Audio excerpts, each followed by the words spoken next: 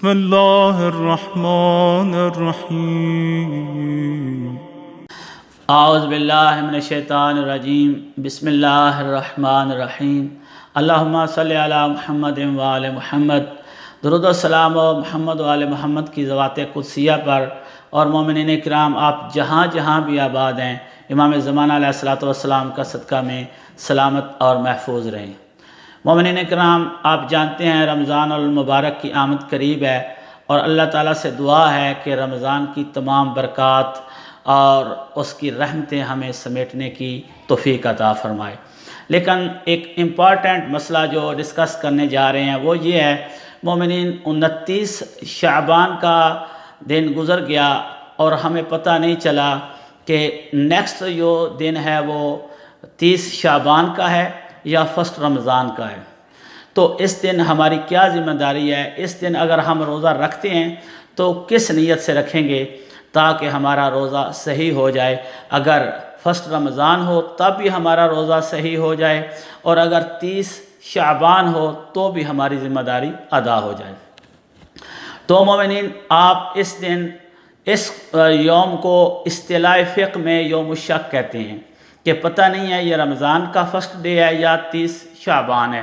تو اس یوم شک کو آپ 3 طرح کی نیت کر سکتے ہیں۔ کوئی بھی آپ پر واجب قضا روزہ ہے تو آپ رکھ لیں، کوئی مستحب روزہ ہے تو رکھ لیں، اور تیسرا آپ معافی ذمہ کی نیت سے روزہ رکھ لیں گے۔ معافی ذمہ کا مطلب یہ ہے کہ میں روزہ رکھتا ہوں، جو بھی میرے ذمہ ہے اس کو ادا کرنے کے لیے، تب بھی آپ اگر روزہ رکھ لیتے ہیں اور زوال سے پہلے آپ کو پتہ چل جاتا ہے کہ آج تو فرسٹ رمضان ہے، تو آپ اپنی نیت کو رمضان کے روزے میں ٹرانسفر کر لیں گے اور یہ آپ کا رمضان کا روزہ ادا ہو جائے گا اگر زوال سے پہلے پتہ چل جاتا ہے۔ اگر زوال سے پہلے پتہ نہیں چلتا، مغرب ہو جاتی ہے اور آپ کمپلیٹ کر لیتے ہیں روزہ، انہی نیتوں کے ساتھ آپ نے روزہ رکھا تھا، کوئی قضا رکھا تھا یا مستحب رکھا تھا، اور آپ کو پتہ چلتا ہے کہ آج تو فرسٹ رمضان تھی، تب بھی آپ کا روزہ ادا ہو جائے گا۔ اس یوم الشک کو آپ متعین کر کے کہ آج رمضان کا روزہ ہے، میں رمضان کے ہی روزے کی نیت کرتے ہوئے روزہ رکھ رہا ہوں، آپ نہیں رکھ سکتے۔ اگر ایسے نیت کریں گے تو آپ کا روزہ باطل ہو جائے گا۔ چاند کتنے طریقوں سے ثابت ہوتا ہے؟ ایک بہت امپورٹنٹ مسئلہ ہے ہمارے لیے کہ چاند کیسے ثابت ہو۔ مومنین چاند 3 طریقوں سے ثابت ہوتا ہے۔ ایک تو خود افق پر آپ اپنی آنکھوں سے چاند دیکھ لیں تو کسی دوسری خبر کی آپ کو ضرورت ہی نہیں، آپ کے لیے چاند ثابت ہو جائے گا۔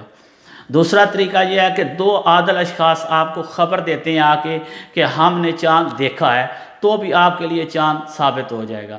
تیسرا طریقہ یہ ہے کہ 2 عادل اشخاص نہیں ہیں لیکن شہر میں بہت سارے لوگ کہہ رہے ہیں کہ ہم نے چاند دیکھا ہے، 40-50 آدھے شہر میں شور ہو رہا ہے کہ ہم نے چاند دیکھا ہے، آپ کو خبر موصول ہو رہی ہے، لیکن وہ عادل نہیں ہے، تو بھی آپ کے لیے چاند ثابت ہو جائے گا۔ آخر میں مومنین سے التماس ہے، دعاؤں میں یاد رکھا کریں۔ والسلام علیکم ورحمۃ اللہ۔